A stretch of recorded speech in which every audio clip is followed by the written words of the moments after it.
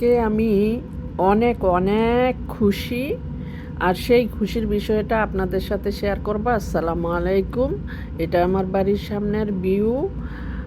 আর যে খুশির বিষয়টা সেটা হচ্ছে আমার ছেলে আমাকে আমেরিকা আসার পরে জানে আমার ছেলে যে আমি গাছের প্রতি অনেক দুর্বল, আর গাছ লাগাতে আমি পছন্দ করি, ছাদ বাগান করি।